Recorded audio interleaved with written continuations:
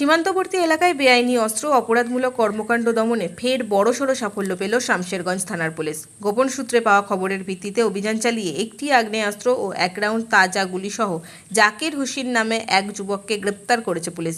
ধৃতের বাড়ি শামশেরগঞ্জ থানার কাকুরিয়া এলাকায়। পুলিশ সূত্রে জানা গেছে, শামশেরগঞ্জ থানার পুলিশের একটি দল বৃহস্পতিবার গভীর রাতে চশকাপুরের এটোয়াল মোড় এলাকায় নজরদারি চালাচ্ছিল। গোপন তথ্যের ভিত্তিতে ওই এলাকায় সন্দেহভাজন হিসেবে যুবকটিকে আটক করা হয়। এরপর তল্লাশি চালানো হলে তার কাছ থেকে একটি আগ্নেয়াস্ত্র ও 1 রাউন্ড গুলি উদ্ধার হয়। তদন্তকারী অফিসাররা জানিয়েছেন, দীর্ঘদিন ধরেই ওই যুবকের গতিবিধির উপর পুলিশের কড়া নজর ছিল। অস্ত্রটি ঠিক কী উদ্দেশ্যে রাখা হয়েছিল, সে কোথা থেকে এটি সংগ্রহ করলো এবং এর পিছনে কোনো বড়সড় অপরাধ চক্র সক্রিয় রয়েছে কিনা তা খতিয়ে দেখা হচ্ছে। ধৃতকে জিজ্ঞাসাবাদ করে গুরুত্বপূর্ণ সূত্র পাওয়ার চেষ্টা করছেন তদন্তকারীরা। শুক্রবার ধৃতকে জঙ্গিপুর মহকুমা আদালতে তোলা হয়েছে। ঘটনার তদন্তের স্বার্থে পুলিশ তাকে নিজেদের হেফাজতে নেওয়ার আবেদন জানিয়েছে বলেও সূত্রের খবর।